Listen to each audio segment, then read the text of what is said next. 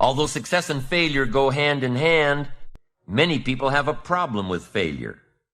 They think it's a bad word, has a bad connotation. They don't see it as a stepping stone. They see it as an end result. Quite often, success requires failure, sometimes many failures. Is failure working on a project that ended with poor results? No, of course not. Is failure launching a new product that failed miserably in the marketplace? No, of course not.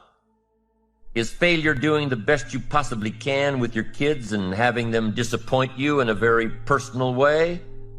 No, of course not. There's no failure in pouring your heart and soul and energy into something that didn't work. Rather, failure is not trying at all. If success is the steady progress toward your own personal goals, then failure is no progress at all, not even trying. Success and failure are always linked together. Success and failure are always linked to ambition. And let's remember, success is doing, failure is not doing. It's that simple. In every scientific discovery, there were dozens or hundreds of failures before one success. Without failure, opportunity cannot be created. Without failure, there can be no success. Tom Peters, world-renowned author and management expert, said recently, "There is only one way to be in serious trouble today, and that is not to be trying, not to be failing, not to be stretching yourself. Success is a doing. You've got to actually do it. Activity is high priority in the life process to try and get maximum benefit out of what we have available. Our resources, our skills, our knowledge, and our talents. Success is a doing that tries to get maximum benefit out of what we have available." Benjamin Disraeli, former Prime Minister of England, once said, "Nothing can resist a human will that will stake even its existence on its purpose." I'll do it or die. What a powerful set of words. Resolve says, I will. Two of the most powerful words in our language. The formula for disaster: could, should, don't. Here's the formula for fortune: could, should, will. Could, should, will. I will, I should, I can, and I will. Two of the most powerful words in the language. I will. The man says, I will climb the mountain. They say it's too high, it's too difficult, it's too rocky, it's never been done before. The man says, hey, it's my mountain, I'll climb it. Pretty soon you'll see me waving from the top, or dead on the side, because I'm not coming back until I've done it.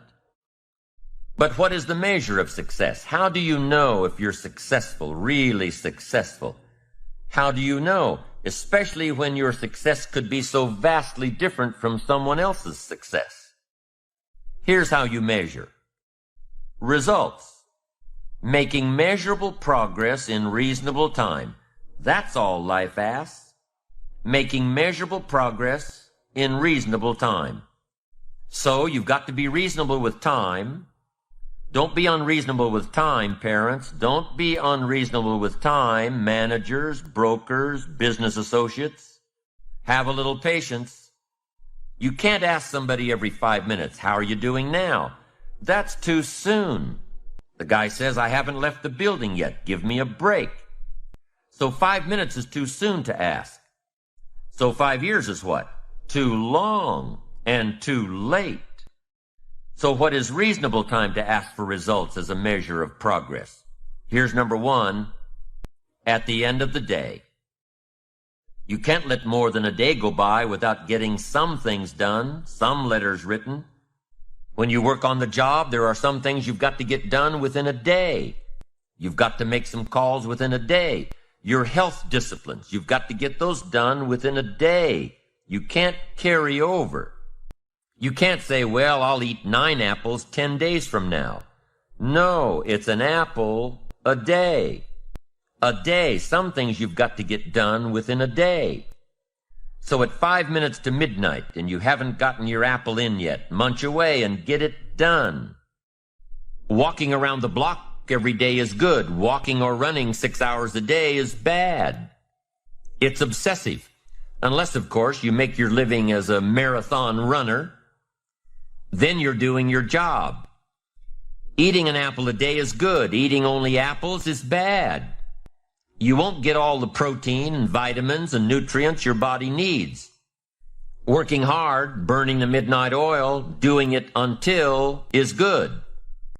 Working nonstop, never taking a vacation, never having any fun, never spending quality time with the people you love is bad. If you've got your nose to the grindstone all the time, how are you ever going to spot new opportunities, consider new ideas? It doesn't work that way. You've got to stop and ponder where you've been and where you're going. You've got to reflect so you know if you're even on the right track. For workaholics, there's never enough work. They can work 10, 12, 14 hours a day, take 2 jobs, work them back to back. The only satisfaction is fighting off sleep, denying life's pleasures, getting more tasks done. Some people are impressed with this type of behavior. But just because a workaholic spends too much time working, that doesn't mean he or she ends up with the most money. These people are generally more task-oriented than results-oriented. They're busy being busy, not busy being productive. Workaholics generally end up alienating their families, losing their health, facing a crisis of values. Now, wouldn't you prefer a life of productivity rather than a life of tasks? Of course. When you schedule your time and take advantage of your time, you can work smarter instead of working longer, and you'll probably end up getting more done than the workaholic, and still have time for other things in life. Enlightened self-interest says, I will look for new ways to work smarter by focusing on doing more per hour instead of doing more hours. It says I will run my day so my day doesn't run me. Enlightened self-interest also says that a life worth living comes from a life of balance and moderation. Too much of anything, even good things, will sooner or later throw you off track. Now here's one of the better phrases to take home. The numbers tell us the whole story. On you personally, the numbers tell us the whole story. Success is a numbers game. There are 3 important questions to ask yourself in this area. Here's number 1. How much money have you saved and invested during your career? Second question. In the last 90 days, how many books have you read? To invest in the miracle of your mind, give you ideas to ponder, fashion your future with meticulous care. How many books have you read in the last 90 days? Third question, in the last 6 months, how many classes have you taken to improve your skills or to develop new skills for your future and your family? How many classes in the last 6 months? I'm telling you, numbers tell us everything. Success is a numbers game. You've got to make progress. You've got to make progress in reasonable time. You've got to take a look at the numbers and see how you're doing. It's the name of the game. How often should you weigh the new baby? Well, you say, I'll weigh the new baby next spring. No, you can't wait until next spring. Don't you have to weigh the new baby often? And the answer is yes, of course. To see what? To see whether it's gaining weight or it's losing weight. What if it's losing weight? The alarm bells have got to go off. You can't let a little baby lose weight very long. It's called disaster. These numbers are important. How often should you check the corporation to see if it's healthy or not? You say, well, in a couple of years, we'll get all the accountants together. No, you'll be out of business. You've got to know the numbers. What is your cholesterol count? You don't know and you don't care? You've just got your fingers crossed for the future? We'd better come and get your family and take them to safety. Come on, Be responsible for the set of your own sail. Leave it to no one else but yourself, and learn to refine these numbers for yourself. How many pounds overweight should you be at age 50? John says, well, I've got big bones. Well, we'll give you 10 pounds for big bones, but hey, 25, 30 pounds, and we've got to turn on the caution light at home and at the office. I'm asking you to take charge of your own life. Be responsible for your own life. Be responsible for your own retirement. Be responsible for your own health. Don't just drift along with the crowd. Those who don't care to be responsible about the numbers, meticulous about the numbers. Some of these numbers have got to be coming down, like your cholesterol. Some of these numbers have got to be going up, like the number of books in your library. Don't be satisfied until you've looked at all your own numbers, and be responsible. Don't wait for somebody to come along. What if nobody comes along? You've got to be responsible yourself. Results are the name of the game.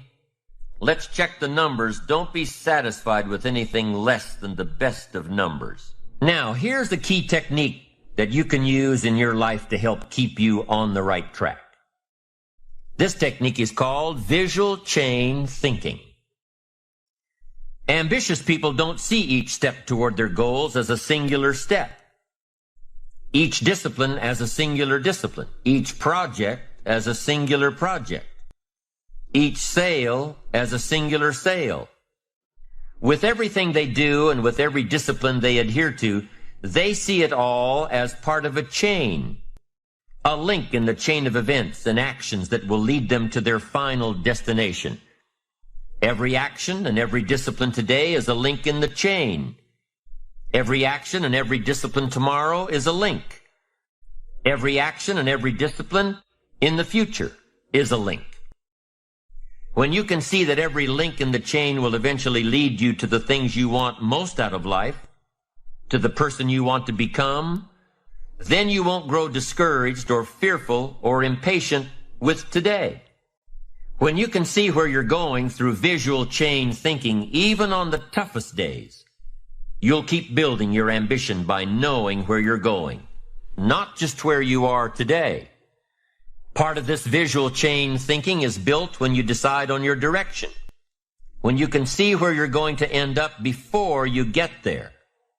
And building your visual chain of thought begins when you have well-defined plans for your career, your family activities, your investments, and your health.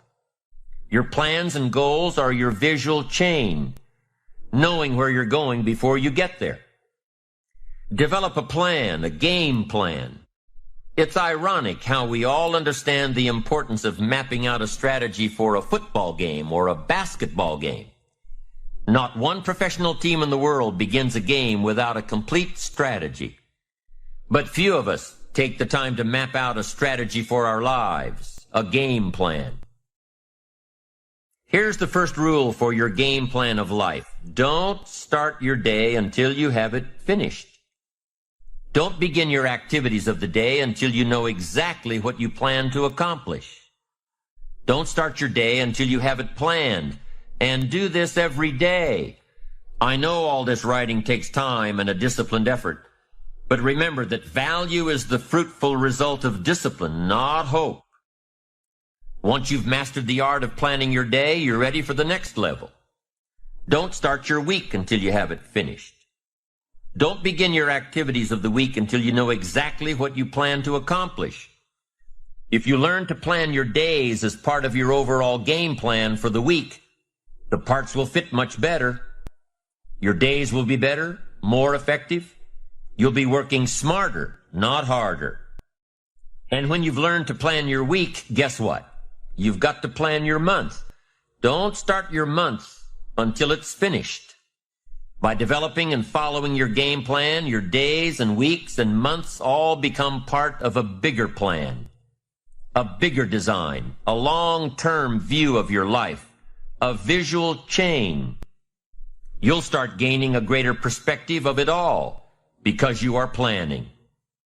It takes great discipline on your part, but it will soon lead to a new habit, a habit of mastering your time, a habit of discipline that will lead you to the good life. Your game plan will serve as a constant reminder of all that you need to do to get where you want to go. If you're doing all that you're scheduled to do, game plans are very rewarding. And the discipline of developing and following a game plan is exciting. Day by day by day, week by week, you'll see the magic of your dreams and plans turning into reality.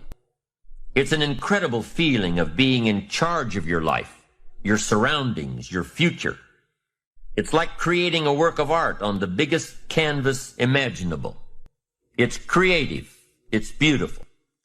This is powerful stuff, to dream a dream, plan for the dream, and then to watch your dream turn into reality.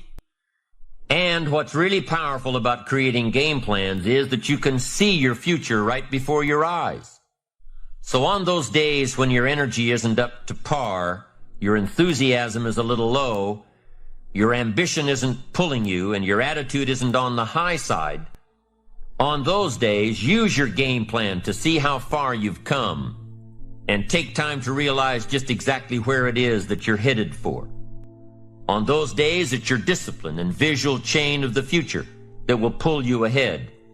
It can't possibly set you back. It'll pull you ahead.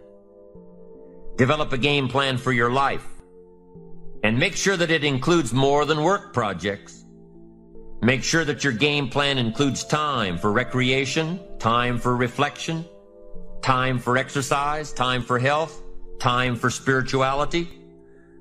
You have to work with your game plan in order for it to best work for you, and you have to maintain the discipline of working your plan until you've got it down. In the end, it is your own discipline that acts as the magic catalyst to give substance and depth to your ambition, to achieve your own plans and dreams, to have what you want to have, and to become what you want to become. Your consistent self-discipline is the magic catalyst. The ultimate question cannot be whether you are going to make the fundamental disciplines your own. The ultimate question is when. There are several studies that show the greatest achievers aren't those who fail the least. No, the greatest achievers are those least frightened of failure. They're willing to take on the challenge without the guarantee of success, seeing the end but not sure when it will be or where it will be.